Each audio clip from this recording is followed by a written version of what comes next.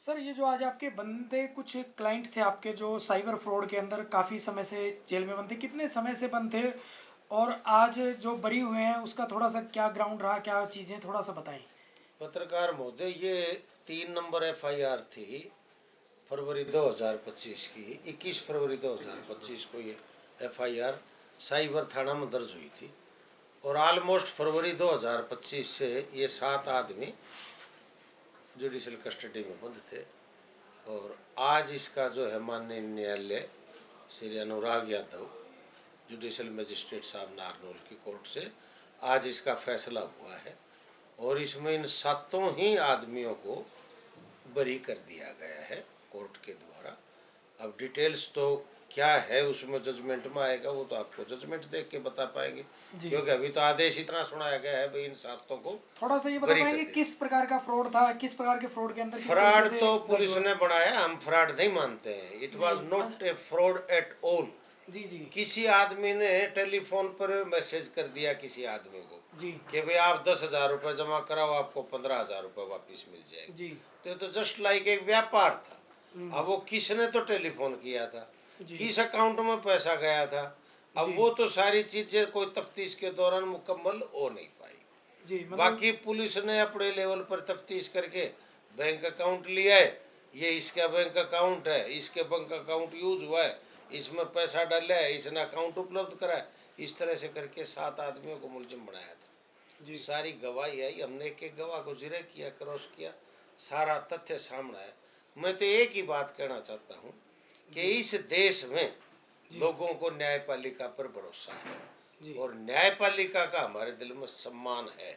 और आज ये जितने भी साथी बैठे हैं, ये सब के सब दिल से एक बात ये कहते हैं कि इस देश की न्यायपालिका है, ये सम्मानित है और ये सदा सदा सलामत रहे और इस देश की न्यायपालिका से इनको न्याय मिला है। एक छोटी सी बात और पूछूंगा, आजकल साइबर का बहुत ज़्यादा आ रहा है, लोग भी ज़्यादा नहीं समझ पा रहे, वकील भी। इसमें बहुत सारे निर्दोष बच्चे या गलत तरीके से फंस जाते हैं, या कोई किसी को बहका फुसला के वैसे ही 1,000-2,000 रुपये दे के आजकल अकाउंट ले लेते हैं किराए पे, और उनको पता नहीं होता क्या चल रहा है। तो इस प्रकार की व्यवस्था क्या सरकार को या पुलिस को अपने लेवल पर उसमें भी कुछ इम्प्रूवमेंट की जरूरत देखो, है कि गलत लोग सरकार ना को फंसे? 100% इम्प्रूवमेंट की जरूरत है। जी सबसे पहले तो ये साइबर थाना तो बना दिया, अब उसमें पुलिस कर्मचारी तो हमारे वो ही है ना, जो उनको आज से साइबर की 10 साल ट्रेनिंग पहले प्रॉपर होनी चाहिए। इनको जो 20 साल पहले भर्ती हुआ था, 10 साल पहले भर्ती, अब ये सारी टेक्निकल चीजें। तो सरकार को चाहिए बाकायदा इसके लिए कार्यशाला का आयोजन हो कि भी इस मुकदमा की अगर कोई शिकायत आती है तो उसकी तफ्तीश किस सतर पर हो और किस हिसाब से हो और क्या क्या उसमें तथ्य जुटाए जाएं, और फिर देखें गहनता के साथ कि भाई किस आदमी ने जुर्म किया है, जो दोषी है, जिसने अपराध किया है, अपराध में संलिप्तता साबित होती है, उसको गिरफ्तार करो, कोर्ट में पेश करो, चालान पेश कई करो, कई बार कोर्ट ऐसा भी फैसला। देखा जा रहा है कि बहुत जल्दबाजी में अगर किसी के अकाउंट में कोई ट्रांजैक्शन होगी, गलती से किसी का फोन, तो तुरंत गिरफ्तार कर लेते हैं। थोड़ा सा ऐसा नहीं होना मैं चाहिए ये कहता हूँ कि उनको थोड़ा अनेक अवसर दिया जाए? अनेक अनेक केस ऐसे हैं, अनेक केस ऐसे हैं जहाँ पुलिस की तरफ से अनदेखी होती है। जी अगर गहनता से और निष्पक्ष जांच हो जी तो फिर निश्चित रूप से हम कह सकते हैं कि कोई निर्दोष आदमी किसी मुकदमा में नहीं फंसेगा। तो मेरा तो एक ही कहना है कि सरकार को इस बारे में उचित कदम उठा के और इनके ट्रेनिंग कैंप लगा के, कार्यशाला लगा के और बाकायदा डिपार्टमेंट को ट्रेंड किया जाए। कुछ ये मैं जैसे ये बंदे नहीं जो कहता फाइनेंस कि को मैं समझते ये हैं उनको नहीं, भी जोड़ा मेरा जाए। ये कहना नहीं है कि कोई आदमी साइबर का फ्रॉड करे और उस पर कार्रवाई ना हो। जी निश्चित रूप से अगर कोई भी आदमी अपराध किसी भी किस्म का करता है तो फौरी तौर पर उसके खिलाफ कार्रवाई होनी चाहिए, लेकिन ये नहीं कि आंख मूंद करके, पिक एंड चूज करके और जिस आदमी को कोई दोष जिसका नहीं है उसको दोषी बना के जी भेज दिया जाए। ये हम सुधार चाहते अभी हैं। जो आपके क्लाइंट थे कितने समय से लगभग जेल में ये बंद थे? लगभग निर्दोष 11-12 होने के महीने, बावजूद? 11 फरवरी से था। एक लड़का तो शायद मई से है और बाकी तो जो है ऑलमोस्ट मई 2000, ये सॉरी फरवरी 2025 लंबे से समय से वो लोग 11 महीने कस्टडी में परिवार रह में गए। इस चीज की पीड़ा झेली। अब वो तो निश्चित रूप से है जिसका परिवार का सदस्य जेल में होगा उसके घर में तो रोटी भी कई बार नहीं बनती है।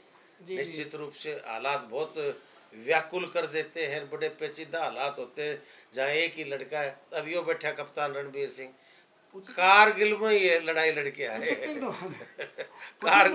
कारगिल में लड़ाई लड़ी, ऑनरी कैप्टन रिटायर्ड है, इनका बेटा है। तो आपका बेटा है जी। आप क्या एक ही लड़का है। मैं आर्मी से रिटायर हूँ, ऑनरेडी कैप्टन से, जी और मेरा बेटा है आनंद। जी। तो ये इतने में उनके कोई ढिल्लो बीच साहब में को आप क्या कहना चाहेंगे, क्योंकि ढिल्लो शब्द साहब आपके को- निकल नहीं रहे मुंह से, ढिल्लो काफी साहब भावुक को लग मैं रहे हैं। बहुत बहुत धन्यवाद देना चाहता हूँ। और ढिल्लो साहब ने जो यहाँ पे इतना मुकाम तक इस काम को पहुँचाया, इनका बहुत बहुत धन्यवाद।